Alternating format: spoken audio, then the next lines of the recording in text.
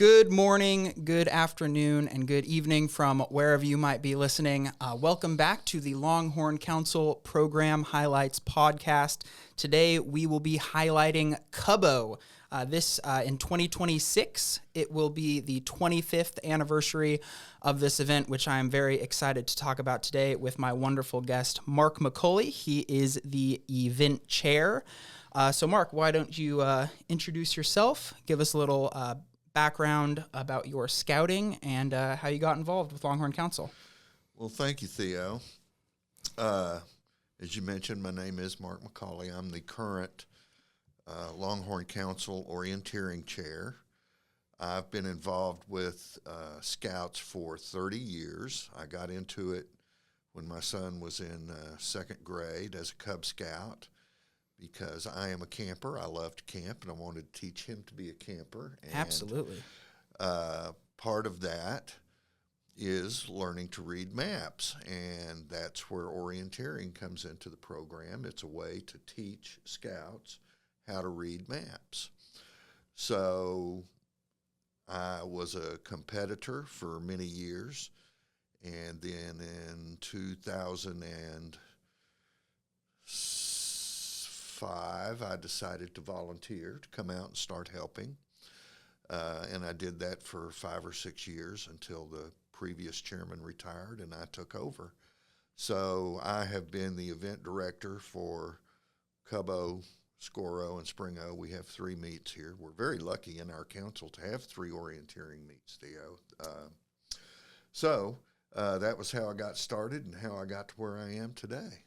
Fantastic, yeah. Longhorn Council does have a very impressive orienteering program, and it's a really cool thing that we can offer Scouts because I think sometimes when people think about orienteering, it can seem like an old style skill to have, but I really think it's an important thing, especially in outdoor skills, so I'm glad we are keeping that tradition alive. So focusing in on, I know you mentioned we have 3 programs, but today we'll be talking about Cub-O. Can you give us a little bit of history behind the Cub-O program, especially as we're approaching this 25th anniversary? Well, I can. Cub-O originally started at the Leonard Scout Reservation, which is was a council camp out between here and Granbury. It was sold years ago. Cub-O was held there for several years. A scoutmaster paid to make an orienteering map, and in its last year, which I think at Leonard was 1996, 5. It's a lot of years to keep track of.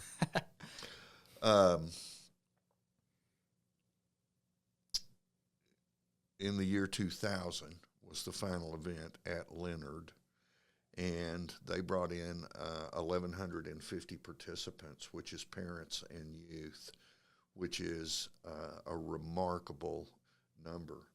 Most of the time, if you go to a public orienteering meet, there's only going to be a couple of hundred people there. So when we're bringing in over 1,000 people to our events, it lets you know just how popular it is, how much fun it is, and how much people look forward to it.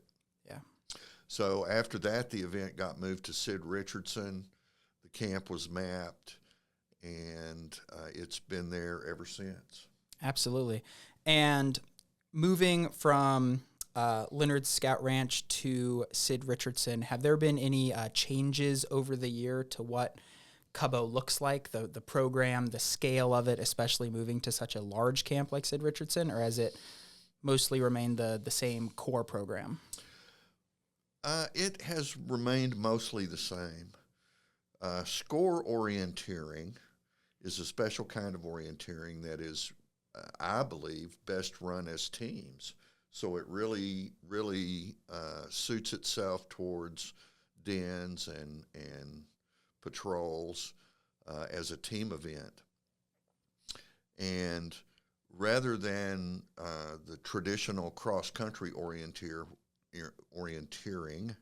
where you're given a course and you have to run it in order, 1 through 10, in score orienteering, like Cub-O, we go out, we find, for Cub-O, I think 42 objects that we want you to find, and they're given varying point values based on distance and difficulty. So up close and easy is 5 points, and far away and difficult is 20 points, and we have 10s and 15s in between. And so the team gets to plan their own strategy to set their own route and decide just how competitive they want to be. Yeah, that's awesome. It sounds like it really appeals to all the different skill levels, depending on how old the scouts are, how ambitious they are. So that's really cool that it's really an event for everyone. So I wanted to talk a little bit more about your role. Can you tell us a little bit about what it means to be event chair, and what are some of your roles during, before the event, and then also day of and after? Well, I guess it's not that much different than chairing any kind of council event. In the beginning, I line up volunteers.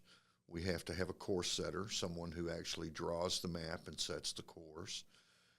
Then we need helpers to go out and mark the course by hanging control markers.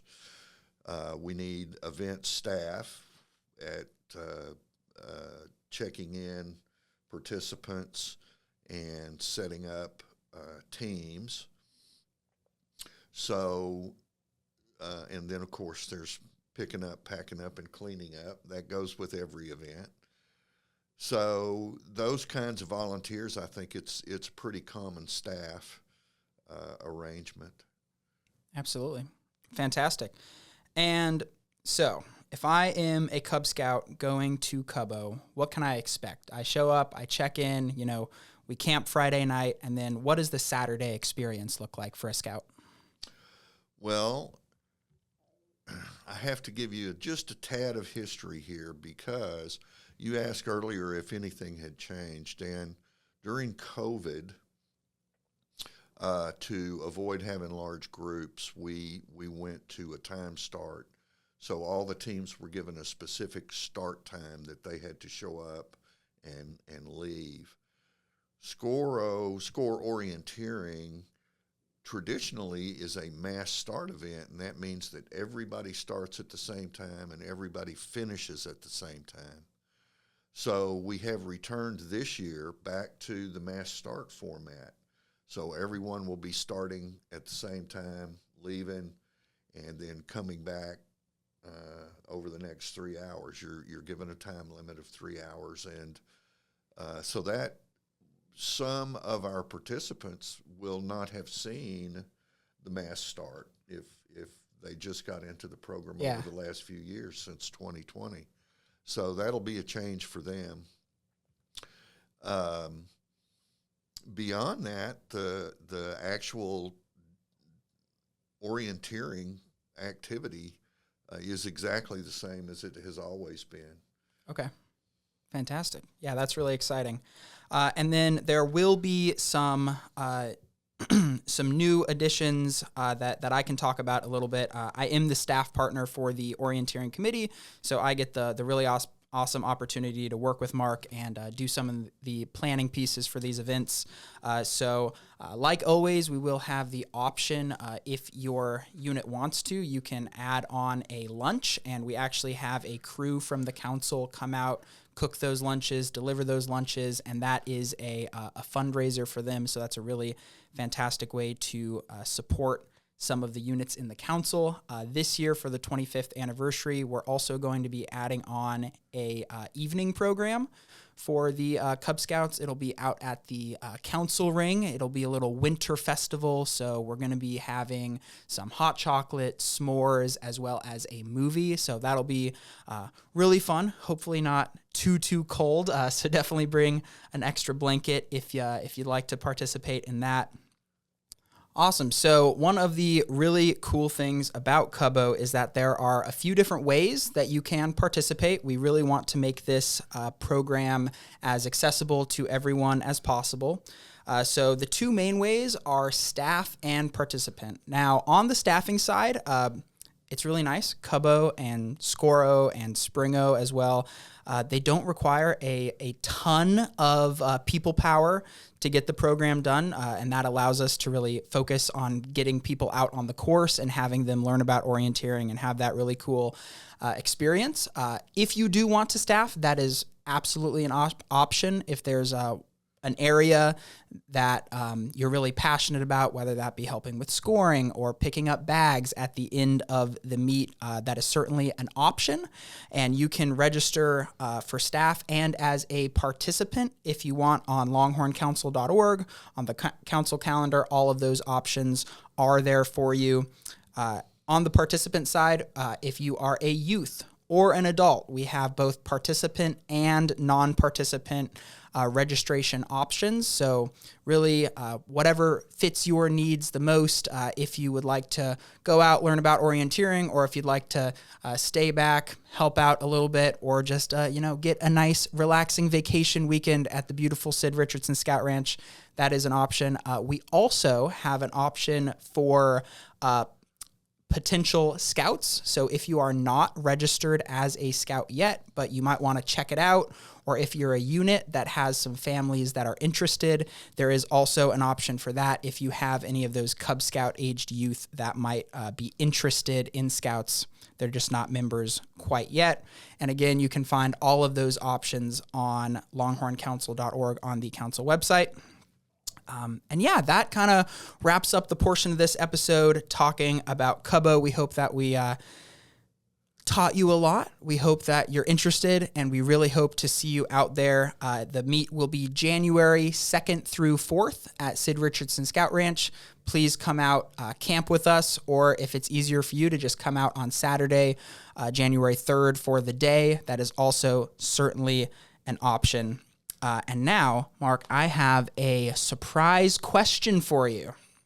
So let's see here. All right, so let me paint the picture. So you are on a wilderness survival camping trip, and I know you know Sid Richardson way too well. So we're gonna put you out in this unknown forest that you've never been before. Wilderness survival camp out. You have shelter. You have food and water. What are 2 items that you would bring your 2 essentials to survive that camp out? My 2 essentials.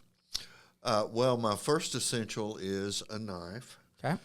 You always want to have your knife with you in the woods. And am I allowed to take a map of the area, Theo? You can absolutely take a map. If you don't have a compass, I don't know how well you're going to fare, but you can absolutely take a map. Well, I think I'd rather have a map than a compass. I know a couple of ways to find north without a compass.